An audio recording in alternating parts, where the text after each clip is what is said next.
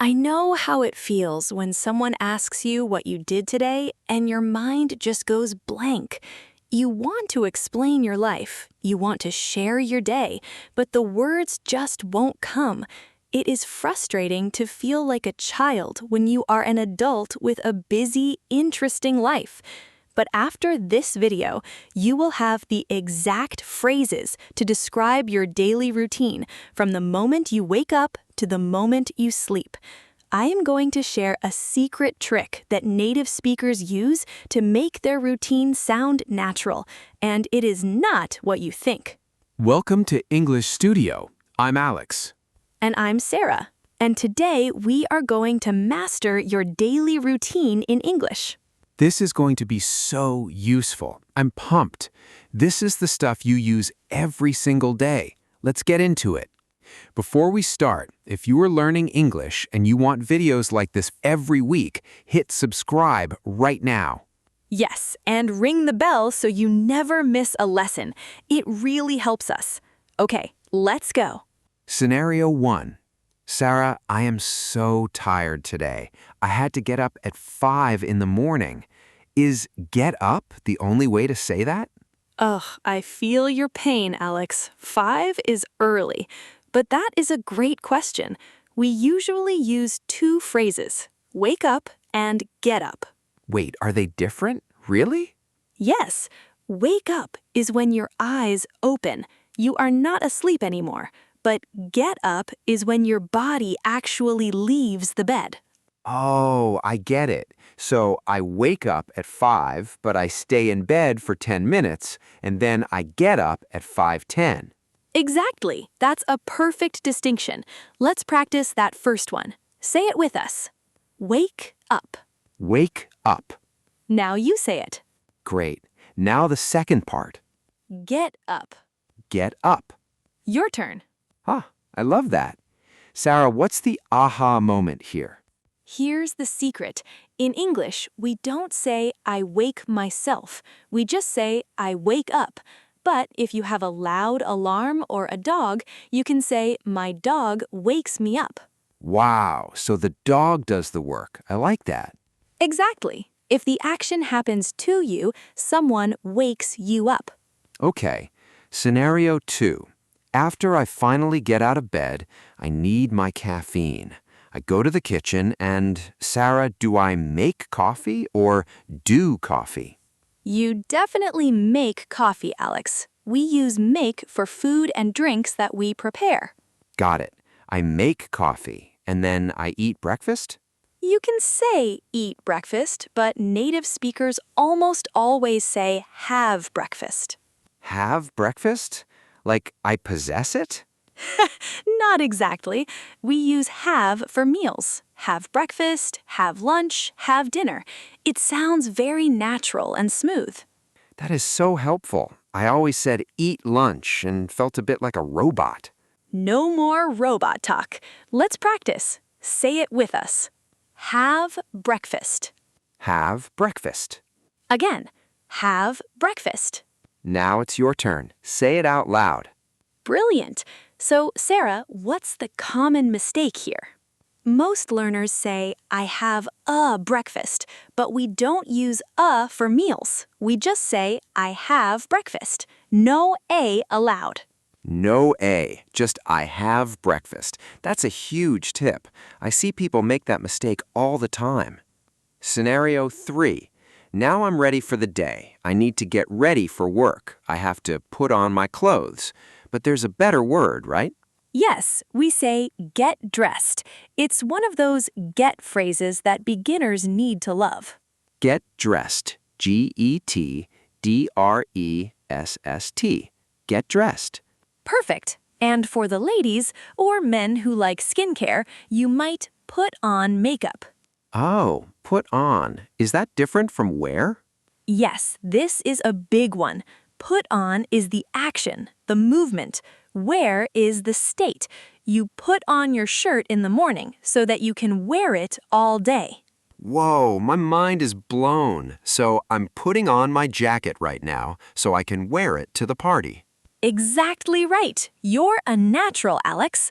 Let's practice get dressed. Get dressed. Get dressed. Your turn. Say it clearly. And the other one. Put on. Put on.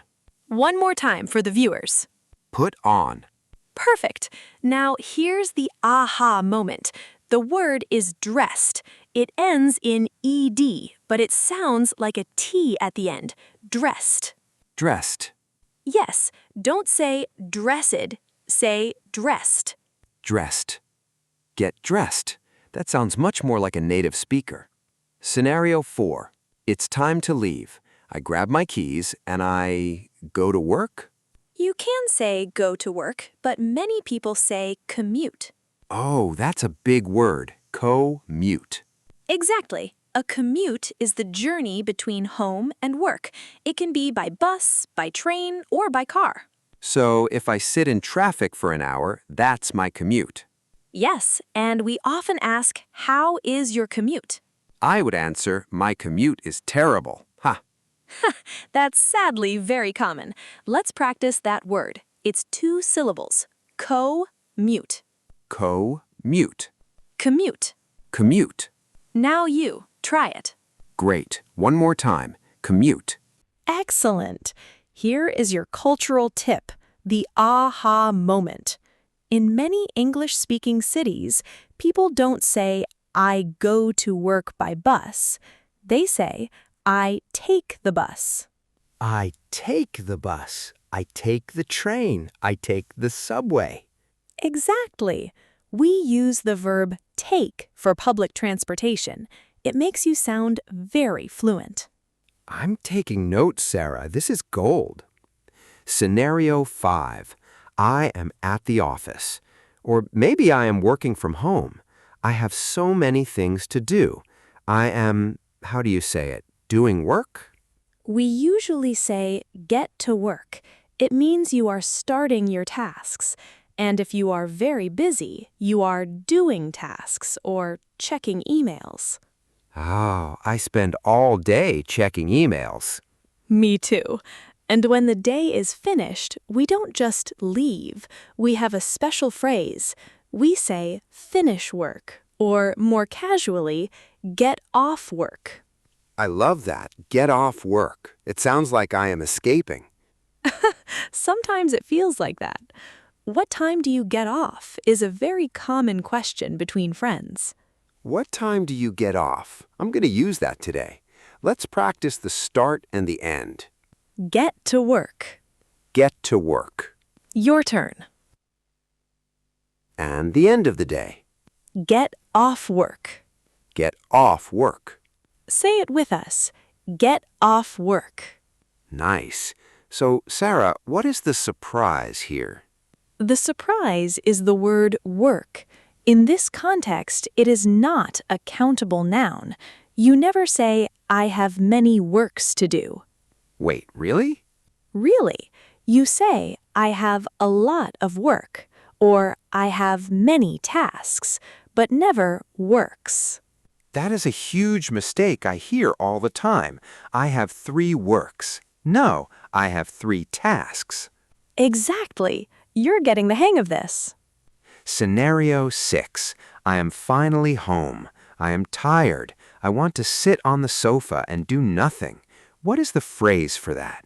We say relax, or if you want to be very modern and casual, you can say chill out. Chill out, like becoming cold? Sort of. It means to become calm, to stop being stressed. I love to chill out and watch TV. Exactly.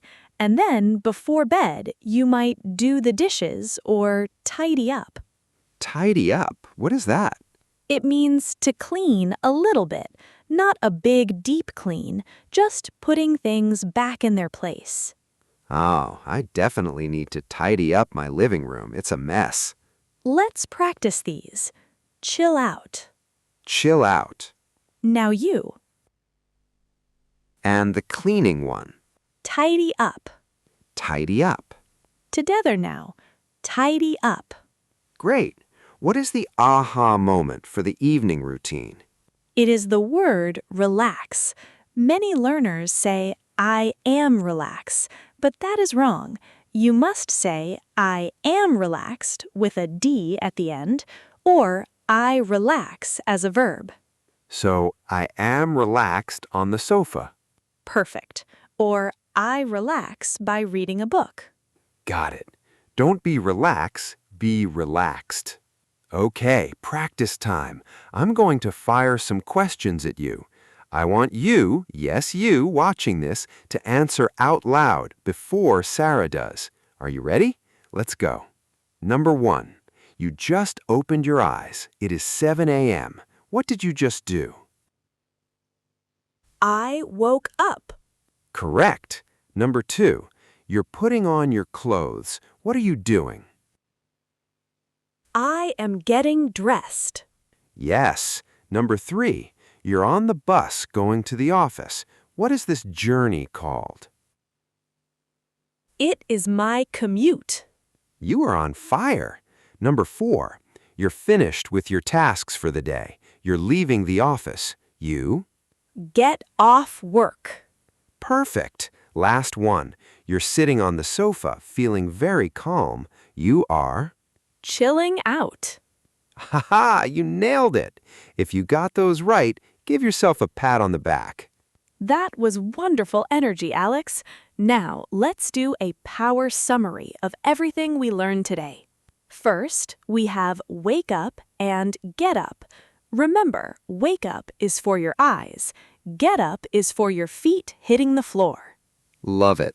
Next, we make coffee and have breakfast. No A in breakfast. Make and have. Got it. Then we get dressed. Remember the T sound, dressed, and we put on clothes to wear them. Action versus state. So important. We take the bus for our commute. Don't go by, just take. We get to work in the morning, and we get off work in the evening, and we have work, not works. My boss will be so impressed with my English now. Finally, we relax or chill out, we tidy up, and we go to bed to fall asleep. Wow, that is a full day of English right there. You guys did amazing today. Seriously, learning a routine is the best way to start speaking every day. It really is. Don't worry if you don't remember every word right now. Just pick 3 and use them tomorrow. Exactly. Just 3. You've got this. We are so proud of you for showing up today. Learning a language is a journey, and you are doing great. Before you go, we have a question of the day for you. We want to hear from you in the comments. Here is the question. What is the first thing you do when you wake up? Do you make coffee? Do you check your phone? Do you tidy up? Tell us in English in the comments below. I read every single one. We can't wait to see your answers. Thank you for watching English Studio. You are awesome. Keep practicing, and we'll see you in the next video. Bye-bye. See ya!